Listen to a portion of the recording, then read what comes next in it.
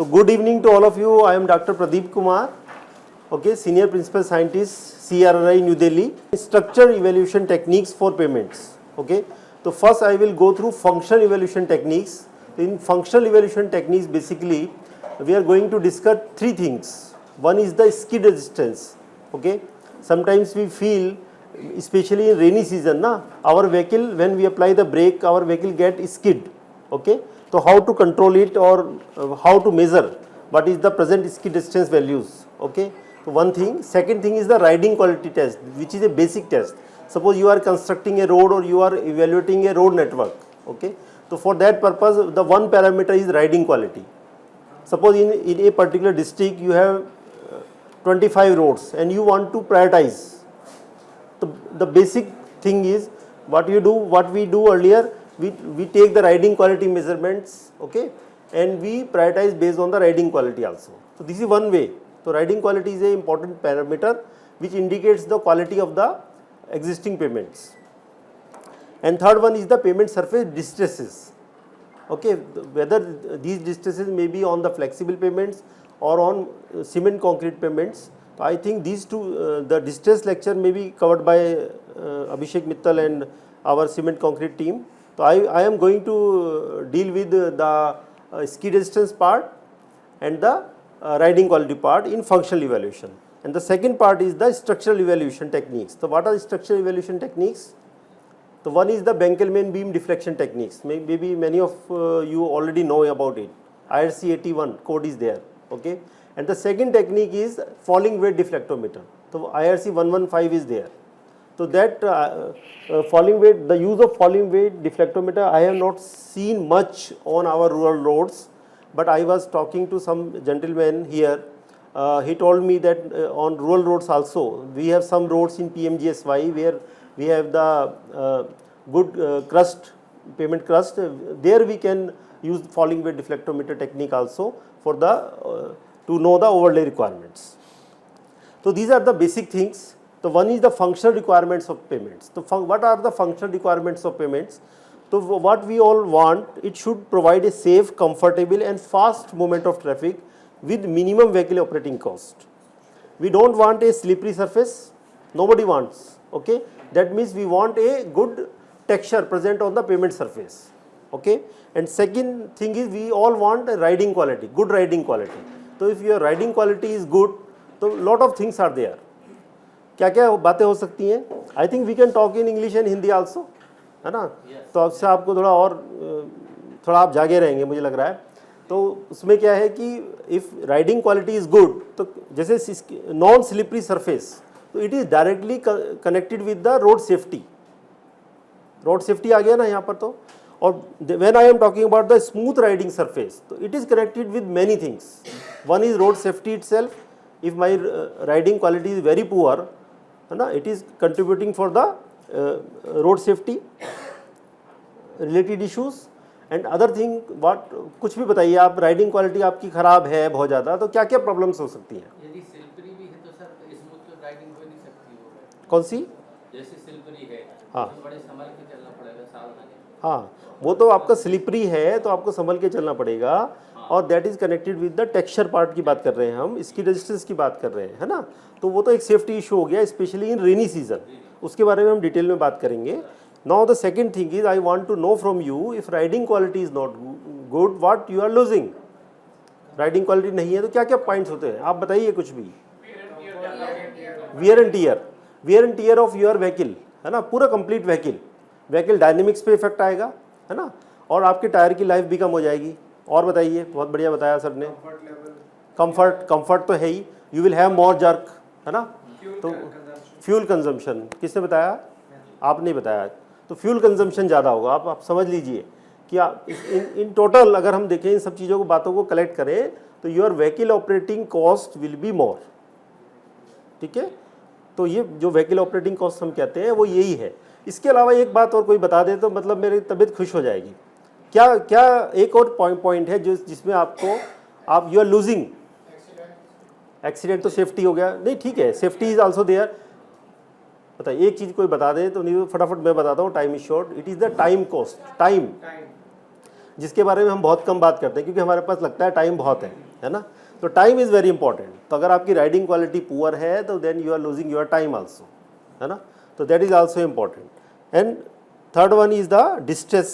We want distress free surface, we don't want a cracked road और ravelled road और pothole road, कुछ नहीं चाहिए हमें, है ना। तो ये सब चीज़ें हैं। तो but my focus is on non slippery surface, that is the skid distance, related issues and smooth riding quality. तो functional parameters we call skid resistance, and basically skid resistance is a function of micro texture and macro texture. आप समझ लीजिए, because this is I am giving lecture on payment evaluation, है ना। Evaluation means how to measure these value, how to ensure whether you have a adequate skid resistance present. अब आपको ये पता लगाना है, आपका कोई रोड नेटवर्क है उस पर आपको पता लगाना है कि आपका skid resistance adequate है या नहीं है ना। तो क्या टेस्ट है हमारे पास? तो in two ways we can do. One is the micro texture, measurement of micro texture, measurement of macro texture and measurement of skid resistance, है ना। But micro texture you can not measure actually when the road is constructed, और macro texture you can measure. अब आपसे मैं पूछना चाहूँगा कि ये माइक्रो टेक्सचर मैं कह रहा हूँ ये कहाँ है? आपकी एक रोड सरफेस है, wearing course is there, some wearing course is there, तो where this micro texture is present and where this macro texture is present, पहले आपको ये पता होगा, तभी only then you can measure it, है ना। मेजर तो बाद में करेंगे, पहले पता तो लगे कि ये है कहाँ, माइक्रो टेक्सचर मैं ढूंढूँ कहाँ, रोड पे कहाँ है। तो एनी वन ऑफ यू, कहाँ होता है micro texture, where is micro texture?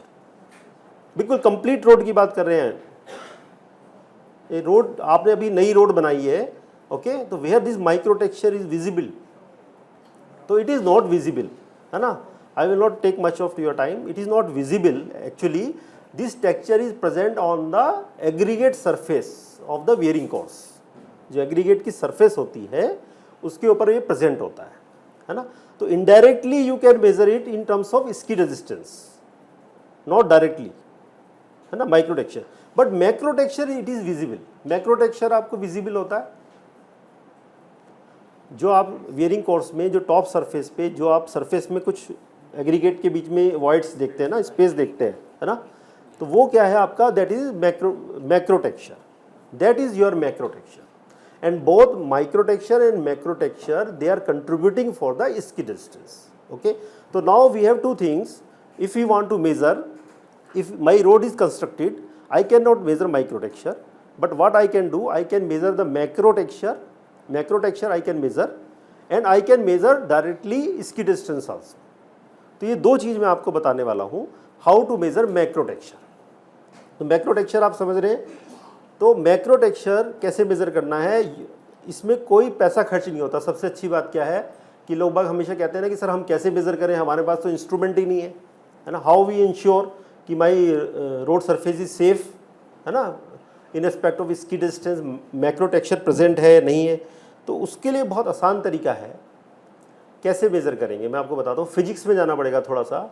आपको पता है कि अगर हम किसी वॉल्यूम को एरिया से डिवाइड कर देंगे तो क्या आएगा,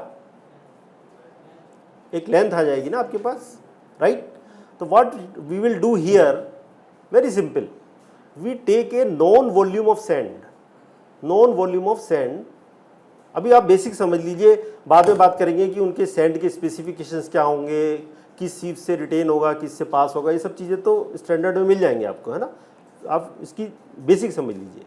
आप एक नॉन वॉल्यूम ऑफ सैंड लीजिए, सपोज 25 ml का एक सैंड ले लीजिए आप, नॉन वॉल्यूम हो गया, and you pour that sand on the road surface पे डाल दीजिए, and then you take some wooden block, rubber block, जैसे डोसा बनाने का एक इंस्ट्रूमेंट नहीं होता घर में, वो ले लीजिए, and gently you spread that sand on the road surface in a circular वे।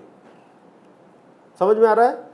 आप धीरे धीरे उस सैंड को गोल गोल घुमाते रहिए, सर्कुलर वे में, बिल्कुल गोल होना चाहिए, है ना, कोशिश करिए, गोल गोल घुमाएंगे।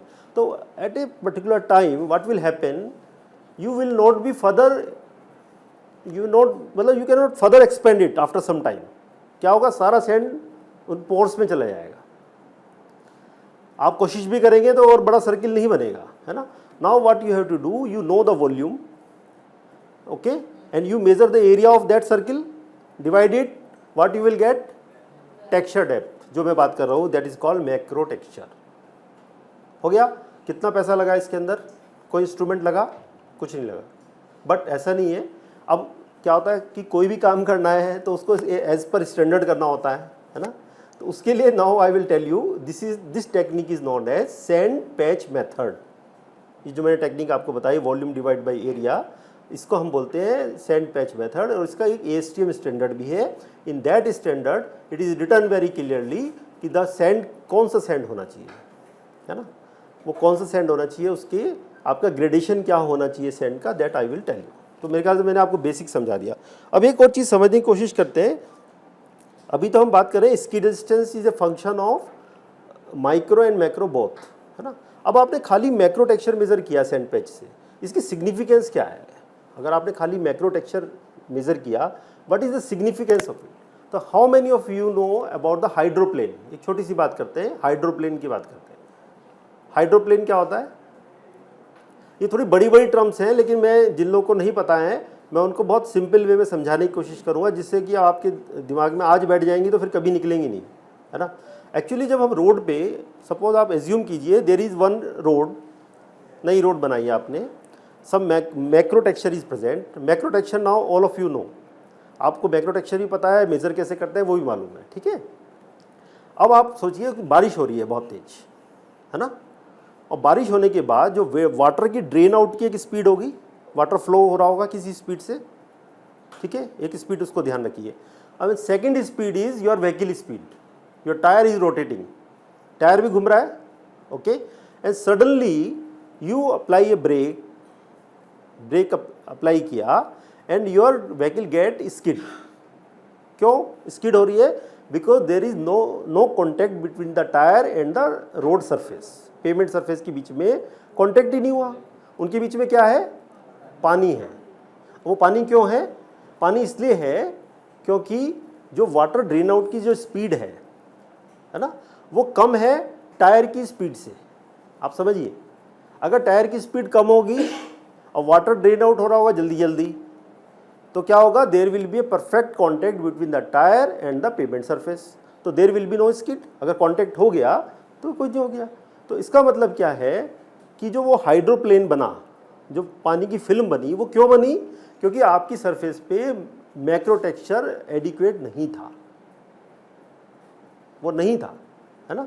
तो इसका बहुत बड़ा एडवांटेज है, खास तौर से रेनी सीजन में, जब आपका बारिश हो रही है और आप ब्रेक अप्लाई कर रहे हैं, अगर मैक्रो टेक्सचर नहीं है तब आपकी गाड़ी स्किड हो सकती है। इसलिए हमेशा ये कहते हैं हम लोग कि this macro texture is significant when your vehicle speed is very high, more than 80 kilometre per our. अगर मेरी टायर बहुत तेज़ी से जा रहा है तो मेरे पेमेंट के अंदर भी इतनी कैपेसिटी होनी चाहिए कि वो रेन का जो पानी है बारिश का, वो इतनी जल्दी ड्रेन आउट कर दे, तेज़ी से ड्रेन आउट कर दे, जिससे कि जब मैं ब्रेक लगाऊं there is no hydroplane present, सीधा परफेक्ट कांटेक्ट होना चाहिए, तभी मेरी गाड़ी रुकेगी, नहीं तो नहीं रुकेगी। मेरा समझ में आ गया आप लोग के? ठीक है, तो एक तो ये तरीका हो गया। तो आप अगर आपकी रोड नेटवर्क आपका ऐसा है, चाहे वो रूरल रोड है जिस पे आपको लगता है कि my speed is more than 80, है ना, my speed is more than 80 kilometre per hour, then macro texture is very important. तो और मेज़र करना बहुत आसान है, सैंड पैच मेथड से आप कर सकते हैं। अदरवाइज अब आप कहते हैं नहीं सर रूरल रोड से 80 किलोमीटर पर आवर तो बहुत ज़्यादा है, then you have to go with skid distance measurement. तो स्किड डिस्टेंस मेजर करेंगे जिसमें micro texture and macro texture दोनों प्रेजेंट होते हैं। और जब हम कम स्पीड की बात करते हैं तो उसमें माइक्रो टेक्सचर का रोल ज़्यादा होता है, माइक्रो टेक्सचर का रोल ज़्यादा होता है कम स्पीड में, और हाई स्पीड में मैक्रो टेक्सचर का रोल ज़्यादा होता है। तो अब हम कैसे मेजर करेंगे skid distance, I will tell you. Second part is the unevenness. Unevenness मैंने अभी राइडिंग क्वालिटी बताया, है ना। राइडिंग क्वालिटी को 2 वेज में we can measure, one in terms of roughness index using fifth wheel bump indicator, and other way is using laser profilometer, that is the in terms of international roughness index. तो इसको भी detail में बात करेंगे। तो अब मेरी slides को मैं आगे बढ़ाऊंगा क्योंकि मैंने आपको सब बता दिया है, ठीक है। तो फास्ट, ठीक है। तो ये टेक्सचर आपको मैंने बता दिया है कि ये जो एग्रीगेट है, इसकी जो सरफेस है ना, इसके ऊपर जो टेक्सचर है उसको माइक्रो टेक्सचर बोलते हैं, आपको पता है। और इसके बीच में जो है ये स्पेस है जो वॉइड्स है, इसकी वजह से जो टेक्सचर क्रिएट हो रहा है that is my macro texture. Clear? अब ये स्लाइड्स मैं यहाँ पे आपको देके जा रहा हूँ तो मेरे को बताने की जरूरत नहीं है, सब मैंने आपको बता दिया है, तो आपके रेफरेंस के लिए है, आप इसको जब पढ़ेंगे तो आपको मेरी सारी बातें याद आ जाएंगी। ठीक है, क्लियर? ये सेंट पेज भी हमने डिस्कस कर लिया। हाँ, तो इसमें क्या लिखा हुआ है, मेरी टेस्ट कुछ नहीं है, वॉल्यूम डिवाइड बाई एरिया है, लेकिन इसका ASTM बना दिया इन्होंने, American standard for testing material E965। कुछ भी नहीं है ना। अगर आपको खाली किसी को बताएं कि भाई आपको ना मैक्रो टेक्सचर मेजर कर, इंजीनियर को बुला के बोलो किसी को कि आपको एक टेक्सचर मेजर करके रिपोर्ट देनी है एज पर ASTM E965, वो 2 दिन तक तो बेचारा परेशान रहेगा कि ये सर ने क्या बता दिया जबकि कुछ नहीं है। आपको एक बोलते, एक वर्ड है, क्या बोलते हैं इसको, इग्नोर सेंड है ना। तो आप एक और काम करें, खाली इग्नोर सेंड ले लें कहीं से, तो उसमें फिर आपको ग्रेडेशन करने की भी जरूरत नहीं है। This is our experience. तो आप इग्नोर सेंड ले लीजिए, उसका नॉन वॉल्यूम 25 ml लेके उसका एरिया निकाल के डिवाइड कर लीजिए, आपका काम हो गया। Otherwise you go with these standards. क्या है, solid glass spheres having 90% roundness shall be graded to have a minimum of 90% by weight, passing a number 60 sieve and retained on a number 80 sieves। तो 60 और 80 के बीच में आपको करना है ग्रेडेशन, और वो सेंड आप यूज़ कर सकते हैं। तो आपकी चॉइस है, आप इनोर सेंड वैसे बड़ा इजीली मिल जाता है, हम लोग उसी को यूज़ करते हैं। करेक्ट? तो अब ये सब मैं आपको बता चुका हूँ। ये आपने एक सैंड को पोर किया, डायमीटर मेज़र किया, ये सर्किल बना और वॉल्यूम डिवाइड बाई एरिया निकाला, तो आपको टेक्सचर डेप्थ आ गई। क्लियर? यहाँ तक हो गया। अब आते हैं कि मैंने जैसे बताया कि micro texture and macro texture both are contributing for the skid resistance, है ना। तो स्किड रेजिस्टेंस को अगर if you want to measure directly, तो व्हाट इज द टेक्निक? तो for that purpose we have a British pendulum tester, है ना।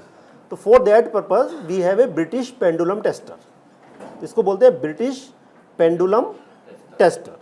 ठीक है, तो ये ब्रिटिश पेंडुलम टेस्टर इसलिए हो गया कि ये ब्रिटिशर्स ने बनाया, हमने नहीं बनाया ये, है ना। और पेंडुलम टेस्टर इसलिए है कि ये पेंडुलम की तरह काम करता है ना। तो कैसे काम करता है ये? तो if you see this machine, this is the arm, pendulum arm बोलते हैं हम इसको, है ना। And at the end of this pendulum arm we have one rubber slider which is simulating my tyre. जो टायर होता है ना हमारा, बेसिकली हमें क्या, इसकी रेजिस्टेंस कैसे आएगा? With the tyre and payment का जो इंट्रैक्शन होगा उसी से आएगा ना। तो ये जो है, here we have a rubber slider, standard rubber slider basically, okay, and this is the pendulum arm. When we press this button, this slider touches the ground as per the standard is there, वो बाद में बात करेंगे। This touches the ground and we get one reading here which is my skid resistance value। अब इसमें एक नई बात क्या आई है? नई बात ये आई है कि अब आपको बताने की बात जो है, आपको जान के आश्चर्य होगा कि आज से 1 महीने पहले तक we were not having any standard for skid resistance in our country। हमारी कंट्री में आज से 1 महीने पहले तक कोई स्किड रेजिस्टेंस का स्टैंडर्ड नहीं था। सब हम इंटरनेशनल लिटरेचर को देखते थे कि अच्छा भाई इतनी वैल्यू होगी तो हम इसको एक्सेप्ट कर सकते हैं, इतनी नहीं है तो हम, मतलब आप समझ रहे हैं ना, कोई स्टैंडर्ड नहीं था, है ना। But recently in the last Indian road Congress Lucknow annual session, है ना, this skid resistance document has been published, okay। So now we have skid resistance norms, we have skid resistance norms for the highways, we have skid resistance norms for the urban roads, and we have skid resistance norms for the rural roads also, है ना। और इसके अलावा खाली norms नहीं है, we have the measurement techniques also। तो if you want to measure the skid resistance on the highways, expressways, हाँ, तो for that we have a special machine which is known at SCRIM बोलते हैं उसको, side force coefficient measure करते हैं, उसमें friction coefficient measure करते हैं, okay. And if you are going for the urban roads then we have a dynamic friction tester. But if we have rural roads, तो I am happy because you are all connected with the rural roads, तो for that we have this British pendulum tester, okay. So I am very happy because I am the part of that committee which published this skid resistance code। तो this is the instrument। तो अब इसके लिए मैं जल्दी से आपको थोड़ा सा एक प्रैक्टिकल आ जाए, I will try to give you। अगर आप CRI में आते तो मैं आपको इसका प्रैक्टिकल करके दिखाते आपको। But that is not possible. तो मैं आपको इसकी फिल्म दिखा रहा हूँ कि ये मशीन, आप इसके मेक पे मत जाना, है ना, लेकिन मशीन कैसे काम करती है, how you get the skid resistance values.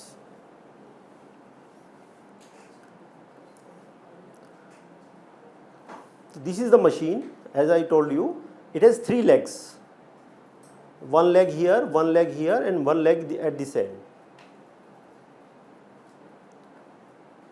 So this person is, what it is doing, it is leveling the machine with the screws in the on the legs. तो जब आप मेजरमेंट करते हैं, सबसे पहले मशीन को रख के उसको लेवल कर लेते हैं। तो बबल इज देयर, बबल दिख रहा है ना आपको, इसमें बबल है। तो आप लेग्स की हाइट को सिंपल, जैसे आपके पास ये टेबल है, अगर इसकी आप इसको बिल्कुल स्ट्रेट करना चाहते हैं, you can adjust the height with some bubble level, है ना। तो similarly they are adjusting. Then we are fixing a standard rubber slider. अच्छा, रबर स्लाइडर, अच्छा एक और चीज़ मैं आपके साथ शेयर करूंगा जो कि बहुत इंपॉर्टेंट है, इसको मैं टोकता हूँ कि whenever we measure skid resistance, इसकी भी एक खास बात समझ लीजिए, आपको बहुत काम आएगी कि whenever we want to measure the skid resistance, first we create a the worst condition. Worst condition for a pavement क्या हो सकती है कि वहाँ पर एक वाटर की फिल्म हो, पानी, मतलब रेन में तो होता है, जब बारिश होती है तभी तो स्कीडिंग होती है ना। और एक व्हीकल के टायर के लिए वर्स्ट कंडीशन क्या हो सकती है, इट इज ब्लैंक है, no groove. Clear.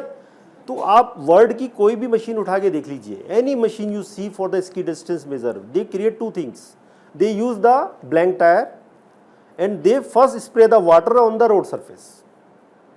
So they are creating the worst condition, then they are measuring the ski distance. Correct. So the same thing is here.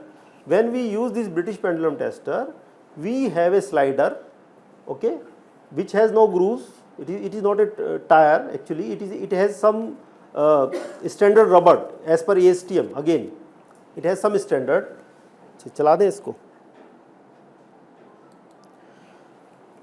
So here we have put this slider and we spray some water on the pavement surface for the measurement of the ski distance value. So now the operator will adjust the contact area first. इसका contact area होता है 5 inch. तो machine का एक तरीका है काम करने का, and this is the scale. तो first he will do the zero setting of this machine. So how this zero setting will be done? Suppose this slider is not touching the ground. मान लिया आपने इसको height को pendulum की ऐसे adjust किया कि ये स्लाइडर रोड की सरफेस को टच ही नहीं कर रहा है, तो उस समय तो ये हवा में स्विंग करेगा ना ऐसे, तो उस समय वैल्यू कितनी आनी चाहिए, जीरो आनी चाहिए ना। और आपकी वैल्यू अगर जीरो नहीं आ रही है तो आपको इसको एडजस्ट करना है, that is called zero setting. आपने जीरो सेटिंग कर ली, that means when it is in the air it is giving you zero value. Then you are adjusting the 5 inch contact area. 5 inch contact area you are adjusting.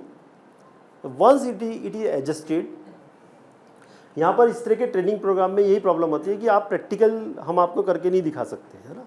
फिर भी मैं आपको इसलिए आपको थोड़ा वीडियो दिखा रहा हूँ। ये 5 इंच का कॉन्टैक्ट एरिया आपका सेट हो गया, and now what operator will do, he will press this button, release button, and you will get the ski distance value here. But that reading was in the wet surface condition, but we want in dry में था, now we want in wet. तो wet में कितने आ रही है, तो wet में हमेशा कमी आएगी। हाँ, दोबारा बताऊँ क्या, दिखाऊँ क्या आपको, जल्दी से देख लीजिए, समझ लीजिए इसको आप। ये आपने प्रेस किया, ये वेट में देखो कितनी हाई वैल्यू आई आपकी, वो ड्राई में, और वेट में इट विल अब इसने वाटर स्प्रे किया and this will go very less. तो मैंने जो बताया था आपको कि when we want to measure the skid resistance as per the standard, any standard, हाँ 2 स्केल दिए हैं, जो अंदर वाला स्केल है वो उसके लिए है। एक और चीज़ है वो मैं आपको अभी इतने शॉर्ट में नहीं बता पाऊंगा, क्योंकि एक होता है polishing stone value of the aggregates, है ना। जब आप वो टेस्ट करते हैं लेबोरेटरी के अंदर, तो उसके लिए आपका छोटे वाला स्केल है, करेक्ट। तो this is the standard I was talking about. तो मैंने आपको दोनों चीज़ बता दी for rural roads. One is the if you want to measure the macro texture, तो macro texture is using sand patch method, उसके लिए आपका कोई पैसा खर्च नहीं हो रहा है, ठीक है। इनोर सैंड लीजिए, नॉन वॉल्यूम को आप स्प्रेड कीजिए, हो गया, है ना।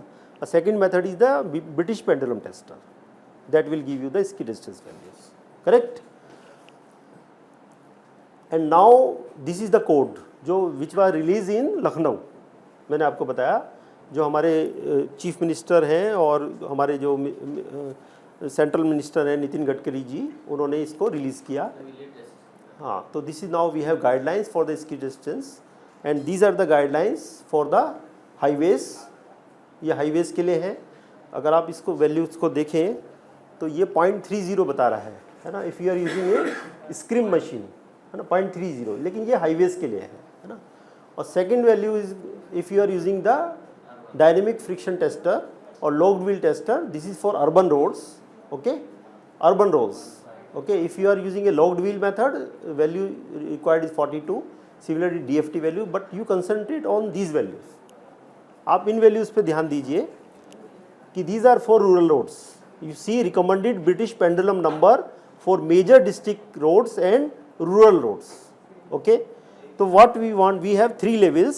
One is the good, satisfactory and poor. So you see the for state roads, okay, more than 40, if you are getting British pendulum number जो अभी आपको दिखाया, अगर आपका 40 से ज़्यादा आ रहा है तो it is a good.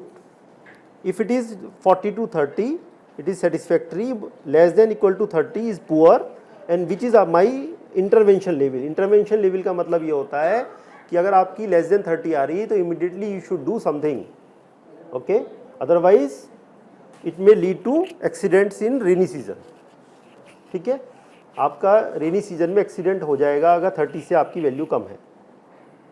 Similarly for curves and tight radius and intersections other set of values are given. तो अब हमारे we are happy now for skid resistance for the country we have values and we have machines also, ठीक है।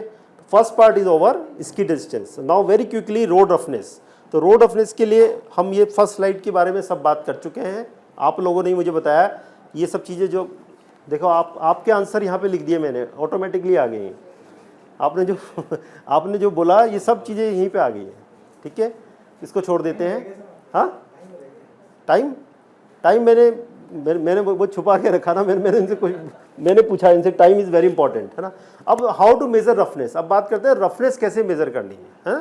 तो roughness measure करने के लिए पूरे वर्ल्ड में we have only 2 methods. One is the profilometric method, other one is the response type methods.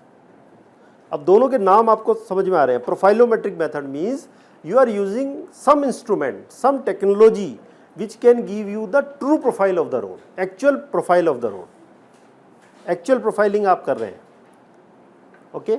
And the second technology is you are not doing any profiling but you are measuring the response of your vehicle. Suppose you put some sensor on the rear axle of your vehicle, मतलब rear axle पे आप कोई sensor लगा दें which can give you the vertical displacement दे दें, है ना।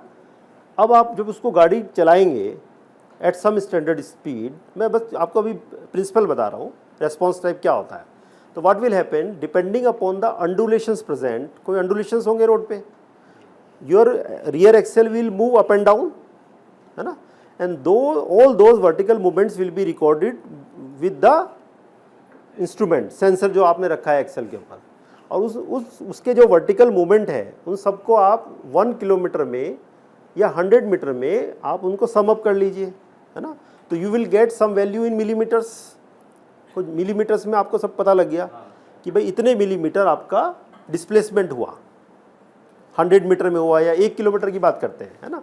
तो यू सपोज आपको पता लगता है कि 2000 मिलीमीटर इन 1 किलोमीटर आपका हुआ, तो this is your roughness index value in millimetre पर किलोमीटर, ठीक है। तो ये प्रिंसिपल हो गया।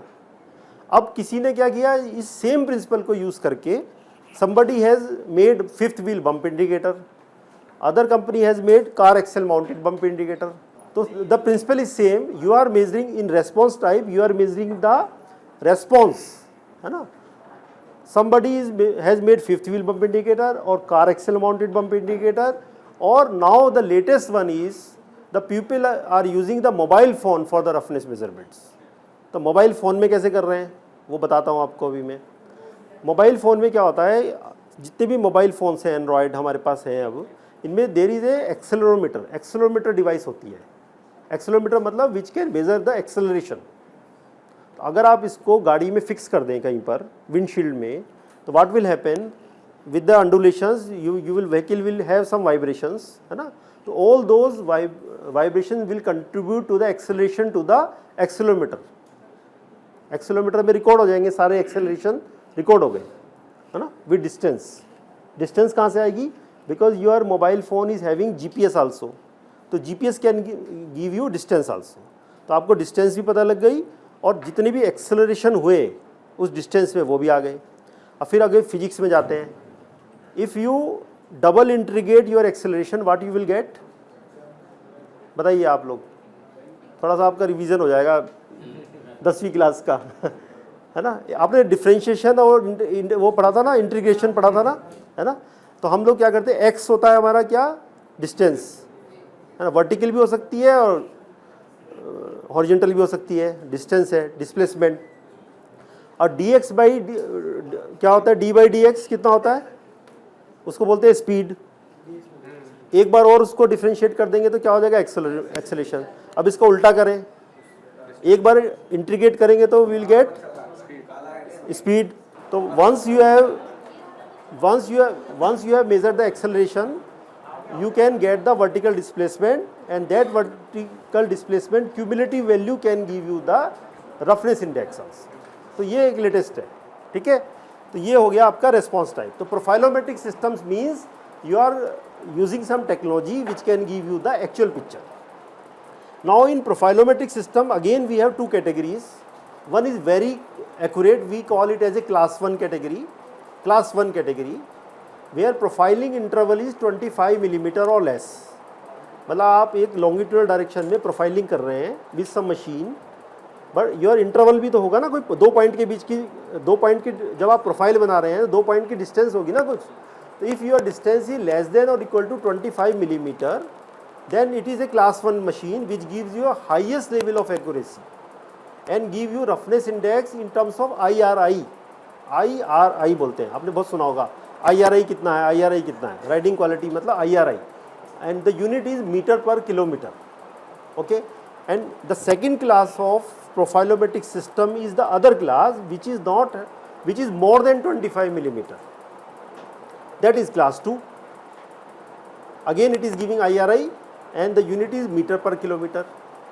And the second one is the response type. Response type means matlab you are measuring the response and you are getting the roughness index. Here you are not getting international roughness index, roughness index, correct?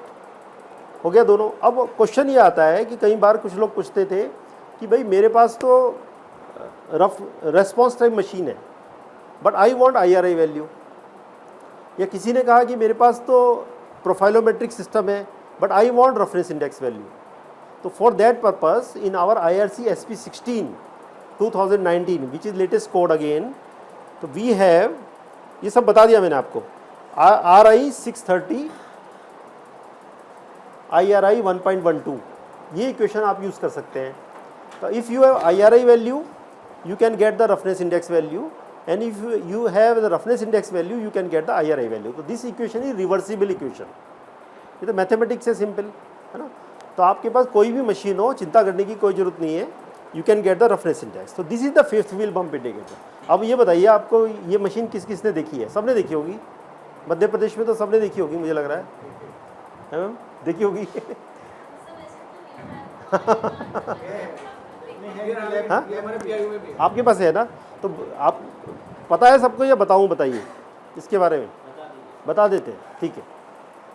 ये क्या है machine? देखिए, we have a rectangular frame, ये rectangular frame है, okay. And the centre of this rectangular frame we have one wheel, एक wheel है, standard wheel बोलते हैं हम इसको। And this wheel is not connected with this rectangular frame with some axle, कोई axle के साथ नहीं जुड़ा हुआ है जैसे हमारी नॉर्मल कार्स में होता है। It is not axle, it is suspended wheel on 2 leaf springs. Leaf springs होते हैं ना, एक लीफ स्प्रिंग तो यहाँ से कनेक्ट हुआ है और यहाँ तक लगा हुआ है, दूसरा दूसरे एंड में लगा है, और ये व्हील जो है इट इज़ सस्पेंडेड, उसके ऊपर बैठा हुआ है, 2 लीफ स्प्रिंग्स हैं, उसके ऊपर बैठा हुआ है ये व्हील, कोई एक्सेल नहीं है ना। तो what will happen when you move this vehicle at some speed, for this machine the speed is 32 kilometre per hour fix, you have to maintain 32 kilometre per hour fix speed, ठीक है, ये design speed है इसकी। अब when this machine will move, तो again depending upon the undulations this wheel will move up and down, ऐसे ऐसे चलता रहेगा ये, तो ये रेस्पॉन्स टाइप हो गया ना, okay. And we have connected one sensor this device with the movement of this wheel with some string, so all those vertical movements are being captured here along with distance. So finally you will get how much total millimeters in 1 kilometer. So that is your roughness index value measured value है। अब एक problem है इस तरह की machines में, जितनी भी रेस्पॉन्स टाइम मशीन्स है, there is one big problem. Suppose X company is manufacturing this machine and similarly Y company is also manufacturing, Z is also manufacturing. So what you expect? All machines should give same value on the same road, देनी चाहिए ना, लेकिन ऐसा होगा नहीं। क्यों नहीं होगा? Because there so many variables are there, because the mass, the total weight of this frame, okay, tire condition also, and the major factor is the spring constant। जो आपने लीफ स्प्रिंग के ऊपर ये ऐसे ऐसे कर रहा है ना, अगर आपके स्प्रिंग बिल्कुल फ्लैट हो जाएंगे तो रिस्पॉन्स बहुत कम हो जाएगा, अगर ऐसे हो जाएंगे मतलब टेंशन होगा प्रॉपर उसमें, तो आपका रिस्पॉन्स अच्छा आएगा। तो इसलिए क्या है कि all response time machine need to be calibrated with some reference. सारी मशीनें जितनी भी होती हैं रेस्पॉन्स की, whether it is a fifth wheel bump indicator or any other machine, even your mobile phone, if you want to use for roughness measurement, because it is again measuring the response, okay, it need to be calibrated with some reference। अब वो calibrated आप कहोगे कि या तो एक और problem बता दी सर ने, तो प्रॉब्लम कुछ नहीं है। when you buy this machine, okay, you get one calibration equation also, y is equal to a plus bx something, okay, and a and b you know some constant values, and x is your measured roughness and y is your corrected roughness, ठीक है ना। तो आप कभी bump indicator खरीदेंगे तो आपको वो कैलिब्रेशन की इक्वेशन भी साथ में देगा। तो पहले आप एक मेजर्ड रफनेस निकालेंगे, उस वैल्यू को उस इक्वेशन में डालेंगे, then you will get the corrected roughness value. तो ये हर मशीन के साथ लागू होता है which is a response time machine. तो ये ध्यान रखिए। और द कैलिब्रेशन की वैलिडिटी भी होती है, and CRI is the only agency in India, है ना, which is calibrating all response type machines. तो अगर आपको लगता है कि आपकी वैलिडिटी ख़त्म हो गई है बम्प इंडिकेटर की या रेस्पॉन्स टाइप मशीन की, तो you can send that machine to CRI for the calibration. तो ये भी एक है। हाँ क्या? नहीं, स्टैंडर्ड वैल्यू मशीन की नहीं होती है, मैं वही बता रहा हूँ ना। मान लिया वो तो रोड की है, नॉर्म्स हैं। मान लिया आपकी वैल्यू एक BC रोड की है ना, अगर आपका हाईवे है, BC रोड की वैल्यू 1800 mm पर किलोमीटर से कम है तो उसको बोलते हैं हम गुड है ना। और 1800 mm 1800 mm टू 2400 mm की वैल्यू है, we call it as a fair, and more than 2400 we call it as a poor, correct. तो मशीन की वैल्यू कुछ नहीं हुई है ना, आपकी रोड की क्वालिटी चेक हो रही है ना। तो इसी तरीके से नाउ ये अनदर मशीन है car axle mounted bump indicator. इसमें क्या है कि this sensor is fitted to the here in the dickey of this survey vehicle. ये मैं आपको सब बता चुका हूँ कैसे कैलकुलेशन होती है। अब मैंने आपको बताया था कि जितनी भी रेस्पॉन्स टाइम मशीन्स हैं, all response time machine need to be calibrated with some reference, some standard which we are doing at CRI. So these are the machines which are known as the standard machines. ये वो machines हैं, जैसे आपका जो bubble level होता है ना, उसको कोई चैलेंज नहीं कर सकता ना। आप अगर किसी बबल लेवल रख के बता दें किसी को कि ये फ्लैट सरफेस है, तो उसको क्या चैलेंज करेंगे आप? नहीं कर सकते ना। तो in the similar way this is giving the elevation difference between two legs. Here we have one leg, here we have one leg here, one leg here. So if you check with the bubble level, if there is some perfectly flat surface, so this machine will give you zero value, ठीक है। तो using this machine we generate the profile of the road, है ना, for standardisation, for calibration purpose. तो in machines के लिए आपको worry करने की जरूरत नहीं है। एंड द लेटेस्ट वन जो मैंने आपको बताया था कि प्रोफाइलोमेट्रिक बेस्ड सिस्टम्स, है ना, प्रोफाइल बेस्ड IRI जो मिलती है class 1 category, where the profiling interval is less than 25 millimetre, less than or equal to, तो this machine is called laser profilometer. Here we have laser sensor at this end also, that end also, and these two laser sensors are measuring the height from their position to the road surface at an interval of 25 millimeter to generate the road profile, so that after analyzing it we can get the riding quality in terms of international roughness index in meter per kilometer. Clear? तो मेरे ख्याल से riding quality आपको measure करना समझ, इसकी distance समझ में आ गया होगा, और राइडिंग क्वालिटी आप कैसे मेज़र करेंगे आपको समझ में आ गया होगा। ठीक है, अब एक और प्रॉब्लम आती थी लोगों को कि बहुत क्वेश्चन, लोग बाग फ़ोन भी आते थे कि भाई मार्केट में there are so many equipments, one is fifth wheel bump indicator, car axle mounted bump indicator is there, roughometer 3 is there, है ना, some other mobile based systems are there, accelerometer AB methods is there। तो लोग बाग पूछते थे कि sir मेरी तो rural road है, कोई कहता था मेरा हाईवे है, मैं कौन सी मशीन से कहाँ पे कैसे काम करूँ, या मेरा तो हिली टेरेन है, हिली टेरेन के अंदर मैं कैसे काम करूँ। तो उसके लिए what we have done, we have introduce one table for your convenience in this guidelines. ये गाइडलाइंस भी लेटेस्ट है, ओके। तो ये टेबल मैंने डाली है इसमें गाइडलाइंस में। इस गाइडलाइंस से आप देखिए, you can select the appropriate machine for your riding quality measurements. अब आप देखिए कि आपका जो रोड है उस पर ट्रैफिक फ्लो किस स्पीड से है। आप कहते हैं कि sir 10 to 40 kilometre per our मैं मैक्सिमम जा सकता हूँ, ठीक है, तो आप फर्स्ट कैटेगरी में आ गए, फर्स्ट कैटेगरी में आप आ गए। अब आपने कहा सर मेरी हिली टेरेन है, तो for hilly terrain you have only one option which is car axle mounted bump integrator.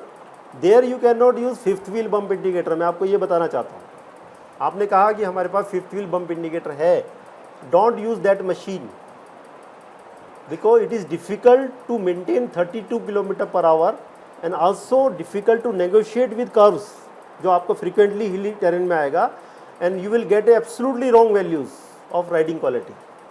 ठीक है, तो this is what we do at CRI as a scientist, this is our experience, we have put in our codes. ठीक है, तो this table will help you. Suppose आप कहते हैं कि sir I can very well manage more than 60 kilometre per hour, then you have a very good option, plain terrain laser profilometer, rolling terrain again laser profilometer, this is the class 2 machine. But hilly terrain अगर आपके पास है, तो hilly terrain में तो more than 60 kilometre per hour आप बात ही नहीं कर सकते, तो इसको मैंने नॉट एप्लीकेबल कर दिया। तो हिली टेरेन आपने ले लिया, आपका टेरेन तो हिली है, और आपने कहा सर मैं तो जो हूँ मेरे पास पैसे बहुत हैं, मैं तो बेस्ट टेक्नोलॉजी लूँगा, क्लास 1 लेज़र प्रोफाइलोमीटर खरीद लिया, तो वो आपके लिए बेकार है। That machine will not give you riding quality proper, not reliable. तो you have to take the appropriate decision with respect to this table. And फिर क्वेश्चन आता था कि सर मैं कितने रन लूँ। कोई कहता था मेरा तो सर सिंगल लेन है 3.5 मीटर है, कोई कहता था इंटरमीडिएट लेन है, कोई कहता था 2 लेन है, कोई कहता था डिवाइडेड कैरिज वे है, तो how much run I should take. तो this table will help you in our code, है ना, कि जैसे आप if you are using fifth wheel bump indicator and lane is single, तो you have to take only single run in one direction बस। अगर आपके पास सिंगल लेन है और fifth wheel bump indicator use कर रहे हैं, तो you go in one direction and take one reading बस, एनफ। ये नहीं कि दोबारा भी फिर उधर से आगे भी ले रहे हैं आप, नॉट रिक्वायर्ड। ठीक है ना, तो this is a very good code, क्योंकि आप सब लोग ट्रेनिंग के लिए आए हैं यहाँ पर, बहुत सारी चीज़ें मेरे से मिस भी हो सकती हैं, तो I will recommend you all to take this code. हाँ, कहाँ पर है? हाँ, इंटरमीडिएट लेन में भी सिंगल रन है, वो सिंगल ईच डायरेक्शन या ईच डायरेक्शन।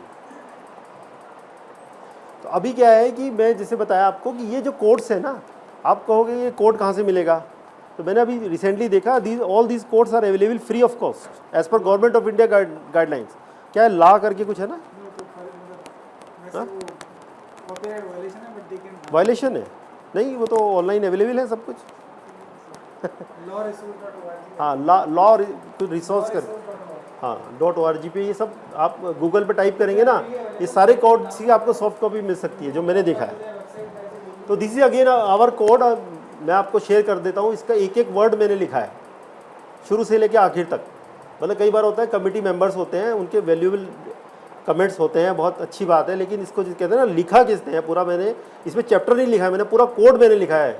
मतलब जिस कहते हैं 25 ईयर्स में जो मेरे को लोगों ने क्वेश्चन पूछे आज तक राइटिंग क्वालिटी के, इसका ये डाउट था, उसका वो डाउट था, मैंने I have incorporated everything in this document. ठीक है, तो दिस इज समथिंग लेकिन अब ये पुराना हो गया, थोड़ा सा पुराना हो गया है ना। तो ये डॉक्यूमेंट आप जरूर पढ़ेंगे तो you will get more things. अब आते हैं स्ट्रक्चरल इवैल्यूएशन की बात करते हैं, बेंकेलमैन बीम डिफ्लेक्शन टेक्निक, है ना। तो अगेन ये टेक्निक किस किस को पता है, थोड़ा सा बता देंगे मेरे को जल्दी से, मेरे को इजी हो जाएगा बताने में। फिर अगर किसी को नहीं पता है तो फिर मेरे को डीपली बताना पड़ेगा। अगर ज़्यादा लोगों को पता है तो अच्छी बात है। बेंकेलमैन बीम डिफ्लेक्शन टेक्निक क्यों यूज़ करते हैं हम लोग, बताएगा कोई? हाँ ठीक है सर, आप बाद में बताया करें। तो बिटुमिनस ओवरले के लिए, है ना, ठीक है, यूज़ किया किसी ने इसको। तो इसका भी एक कोड है IRC 81, बहुत पुराना कोड है वो। ईयर पता है आपको कुछ? 1997 में बना था, आप समझ लीजिए कितना पुराना कोड है। मैंने उस समय CRI ज्वाइन किया था। तो ये इतना पुराना कोड है, तो इसके बारे में हम बात करते हैं। जैसे ये बेसिक थिंग्स हैं, ये AC बेंकेलमैन जी ने बनाया था 1953 में, है ना। और ये बताया, अभिषेक जी ने बताया अभी कि ये फाइनली रिवाइज होके IRC 81 1997 में ये लास्ट रिवीजन हुआ इसका। एंड उसके बाद से ये कोड एज इट इज़ चल रहा है, हमें कोई ज़रूरत महसूस नहीं हुई कि इसको हम फर्दर रिवाइज करें। तो बेंकेलमैन बीम को ओवरले के लिए कैसे यूज़ करते हैं, बिकॉज टाइम इज़ शॉर्ट, तो मैं आपको बहुत क्विकली बताऊंगा जिससे कि आप बिल्कुल फील्ड में जाके इसको यूज़ कर लेंगे, है ना।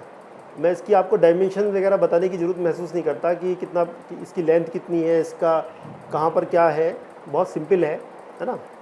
तो ये थ्योरी आप पढ़ लीजिएगा। यहाँ से हम शुरू कर लेते हैं थोड़ा सा। द बेंकेलमैन बीम में we have a cylinder beam, ये सिलेंडर की शेप में होता है। आपने किसी ने हाथ नहीं उठाया कि जिसने देखा हो बेंकेलमैन बीम? देखा नहीं आप लोगों ने, मुझे लग रहा है देखा है। तो it is a in the form of a cylinder 3.66 metre length, okay. एक डायल गेज है जो हमें डिफ्लेक्शन की वैल्यू देता है, okay. And we need a 5 tonne truck with rear axle load of 8170 kg। तो ये हमारा स्टैंडर्ड है कि आपको 8170 kg का एक रियर एक्सेल का ट्रक चाहिए अगर आप इससे काम करना चाहते हैं, अगर आप रीडिंग लेना चाहते हैं, ओके। और आपके पास एक टायर प्रेशर मेजरिंग डिवाइस भी चाहिए आपको, एक थर्मोमीटर चाहिए 0 to 100 degree centigrade with least count of 1 degree centigrade division, and chisel चाहिए for making hole of about 1.25 centimetre diameter in the pavement surface, okay.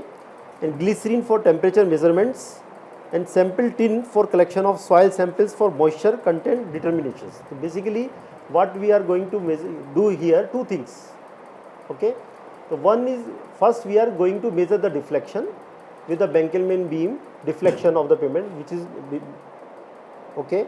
Then we are going to do some temperature correction, okay, and then we are going to do some moisture correction. ये सब करना है हमें। कैसे करेंगे? ये beam, ये तो छोड़ दीजिए आप, ये बीम है, this is the machine, this is my truck, this is my dial gauge, this is the pressure gauge here। ये देखिए कैसे मेजर करते हैं। इसमें क्या करते हैं हम लोग, we put the probe of this Benckelman beam, okay, in between the dual tires of this standard truck जो मैंने बताया आपको 8.2 टन का रियर एक्सल लोड है, ठीक है। तो इसमें आपने क्या किया, इसको आपने यहाँ पर जो आप दो टायर के बीच में एक स्पेस होता है ना, वहाँ पे आपने इसको रख दिया। इसको बाद में बात करेंगे, ये भी छोड़ दो अभी आप, ये आपके हिसाब से बताता हूँ मैं। first we will take first reading at initial zero distance. पहले डायल गेज की आपने रीडिंग नोट कर ली, कुछ नहीं आया आपको रीडिंग, नो रीडिंग. हाँ, then we have intermediate reading. हम फिर ट्रक को बोलेंगे you go ahead 2.7 metre. Truck को बोलेंगे आप जाइए, हमारा जो बीम है वो वहीं रखा हुआ है, ट्रक विल गो. ठीक है, तो क्या होगा, there will be some rebound deflection. ये मैंने आपको बताया नहीं था पहले. ठीक है, रीबाउंड डिफ्लेक्शन होगा. तो जो प्रोब है which is touching the pavement surface, okay, वो डिफ्लेक्ट होगी and you will get some reading in the dial gauge. तो that is called my intermediate reading D I. आपको रीडिंग मिल रही है अभी, है ना, बेंकेलमैन बीम. आप विजुअलाइज कीजिए, आपने एक ट्रक ले लिया 8.2 रियर एक्सेल लोड का और आपके पास बेंकेलमैन बीम है. आपने फर्स्ट रीडिंग लिया 0 पे, देन आपने ट्रक को बोला 2.7 मीटर आगे जाइए, सेकेंड रीडिंग आ गया. Then again you are allowing this truck to move 9 metre distance and that is your third reading. That is called final reading, DF, deflection final. Okay, D0 मतलब deflection zero, है ना. DI मतलब deflection intermediate और DF मतलब deflection final. अब आपको देखना है, if your deflection rebound deflection difference is DF minus DI is less than 0.025 millimetre. अब आपको कुछ कैलकुलेशन करनी पड़ेंगी, है ना. तो you have to see here, if your DF this value, last value and intermediate value, the difference is less than 0.025 millimeter. So what is your rebound deflection? It will be twice of DF minus D0.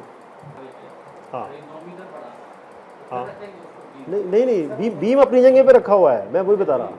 आप इसको थोड़ा visualise करिए कि आपका beam तो रखा हुआ है, ट्रक मूव कर रहा है, खाली ट्रक मूव कर रहा है. हाँ बिल्कुल बिल्कुल. तो पहले आपने 0 रीडिंग नोट करी, फिर आपने जब 2.7 किया तो आपने इंटरमीडिएट रीडिंग नोट करी, फिर उसके बाद 9 मीटर और गया तो आपकी फाइनल रीडिंग आ गई. अब आपने इंटरमीडिएट रीडिंग और फाइनल रीडिंग का डिफरेंस किया. If that difference is less than 0.025 mm, okay, तो आपका डिफ्लेक्शन होगा twice of final reading minus initial reading. आ गया. वो ट्वाइस क्यों करते हैं, वो that is the mechanical arrangement. Mechanical है वो मैं आपको डिस्कस नहीं कर रहा अभी कि वो उसकी बीम होती है. हैं क्या? हाँ हाँ,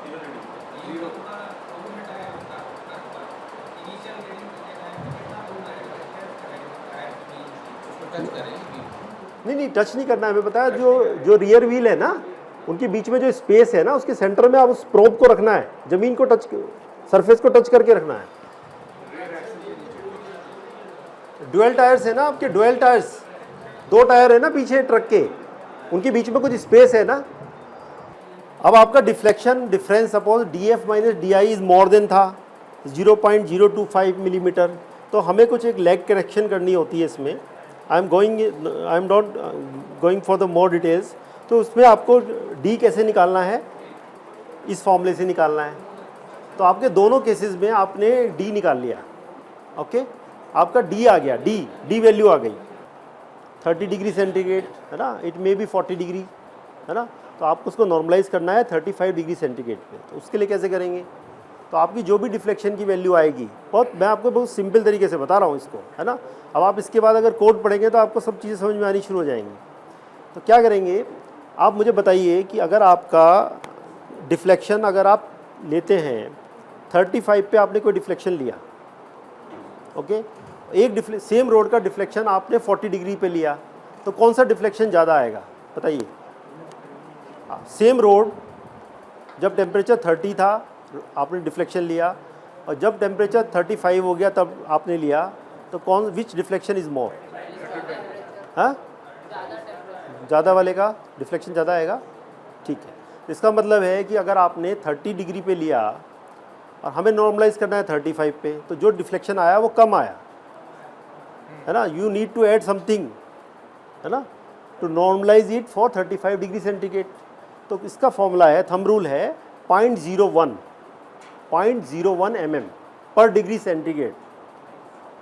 तो अगर आपने 30 डिग्री पे डिफ्लेक्शन लिया और आपको 35 पे नॉर्मलाइज करना है तो यू विल ऐड 0.05 mm। समझ में आ रहा है ना आपके? और इसी तरीके से अगर आपने 40 डिग्री पे लिया और 35 पे नॉर्मलाइज करना है तो यू विल सब्ट्रैक्ट 0.05 mm। तो ये आपका बड़ा सिंपल जो है टेम्परेचर करेक्शन हो गया, ठीक है। अब इसी तरीके से अब आपको एक और काम करना है।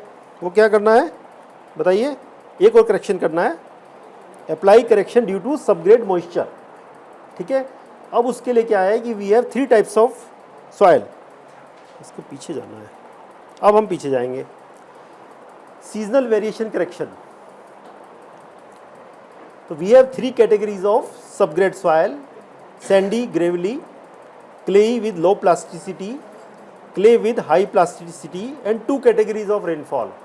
One is annual rainfall less than 1300 and annual rainfall more than 1300 mm. तो हमारे पास टोटल कम्बिनेशन कितने बन गए? 3 तो हमने बताए आपको सैंड टाइप और 2 रेनफॉल बताए, तो कम्बिनेशन कितने हो गए? 6 कम्बिनेशन है। तो आपकी जो रोड होगी इनमें से 6 में से किसी कम्बिनेशन में फिट होगी, ठीक है। और उसके लिए इस कोड में वी हैव कर्व्स। ये कर्व थोड़े से कोड से मैंने लिए हैं, इसकी क्वालिटी थोड़ी अच्छी नहीं है। तो यहाँ पर एक्स पे आपको मॉइस्चर कंटेंट दिख रहा है, ये मॉइस्चर कंटेंट है परसेंटेज में, और यहाँ पर करेक्शन फैक्टर है। तो इसमें आपने क्या करना है, we have 6 curves. Suppose you says my sand is sandy and I fall in low rainfall area. तो आपने अप्रोप्रिएट कर्व लिया, मॉइस्चर कंटेंट के हिसाब से करेक्शन फैक्टर आया, और जो डिफ्लेक्शन वैल्यू टेम्परेचर करेक्शन के बाद आई थी उससे मल्टीप्लाई कर दिया। मान लिया आपका 1.3 आया, 1.35 आया, तो आपका जो डिफ्लेक्शन था उसको मल्टीप्लाई कर देंगे 1.35 से। तो अब आपने दोनों करेक्शन कर ली, सिंपल। अब बात आती है कि आपकी एक रोड है, आपने किसी से क्वेश्चन पूछा नहीं कि कितने पॉइंट पे हमें डिफ्लेक्शन लेना है। अब आप ये कितने पॉइंट पे लेंगे? तभी मैं पूछ रहा था कि आप में से किसने बेंकेलमैन बीम किया है। अगर वो हाथ उठा देते ना तो वो मैं उन्हें यहाँ बुला लेता तो उनसे पूछता कि आप बेंकेलमैन बीम कितने पॉइंट पे करते हैं, ठीक है ना, ठीक है। अब आपको नींद तो नहीं आ रही है ना? किसी को थक गए थे जैसे आप लोग ना? चलिए ठीक है, अब हम इसके बारे में बात करते हैं। हाँ, अब मैं वो स्लाइड पे आ जाऊँ, आपको अच्छे से समझ में आएगा, है ना। तो ये एक थोड़ा सा आपके सामने है, measurement of 4 lane divided carriageway में हम कैसे करते हैं, है ना। ये एग्जाम्पल है, ये समझ लेंगे तो आपको समझ में आ जाएगा। इसमें क्या दिखाया गया है, देखिए, वी आर टेकिंग 1 डिफ्लेक्ट, हम कैरिजवे की बात करते हैं यहाँ पर, है ना, लेन की बात नहीं कर रहे हैं, है ना। In 1 carriageway I am having 2 lanes, in 1 direction I am having 2 lanes here, okay, and I want to measure the BBD deflection. तो कैसे करेंगे? We will take deflection at a interval of 50 metre staggered समझ रहे हैं ना, है ना, staggered. तो इसका मतलब है कि मैं यहाँ फर्स्ट लेन में चला तो मैंने 100 मीटर इंटरवल पे डिफ्लेक्शन ले लिए, ओके। फिर मैंने सेकंड लेन में आया, 50 मीटर का ऑफसेट किया, और फिर हमने 100 मीटर पे डिफ्लेक्शन ले लिया। तो you will get the staggered data. मिल गया? क्लियर? इससे आपको कितने पॉइंट्स मिले? 21 पॉइंट्स, ठीक है। अब आप कहेंगे कि 21 पॉइंट्स का डेटा तो आ गया, अब मैं कौन सी डिफ्लेक्शन वैल्यू से ओवरले निकालूं? आपके पास अब डेटा कितना है? 21 पॉइंट्स का डेटा है। अब आपको कौन सा पॉइंट यूज़ करना है डिफ्लेक्शन के लिए, बताइए कैसे करेंगे? तो आप इसमें 2 चीज़ करेंगे। सबसे पहले तो आपने 21 पॉइंट्स का डिफ्लेक्शन मेज़र किया, डिफ्लेक्शन के बाद उस पर आपने टेम्परेचर करेक्शन लगा दी, उसके बाद आपने मॉइस्चर करेक्शन लगा दिया, है ना, सीजनल फैक्टर लगा दिया। उसके बाद आपका जो डिफ्लेक्शन आया, है ना, उसका मीन निकाल लीजिए। मीन निकालना सबको आता है मैथमेटिक्स में, मीन एवरेज निकाल लिया, और उसके बाद उसका स्टैंडर्ड डेविएशन निकाल लीजिए, वो भी आता होगा। ये तो बहुत बेसिक है ना। तो आपके पास 2 वैल्यू आ गई, तो अब फटाफट चलते हैं, मैं बहुत कुछ चीज़ें सारी कवर नहीं कर पा रहा हूँ।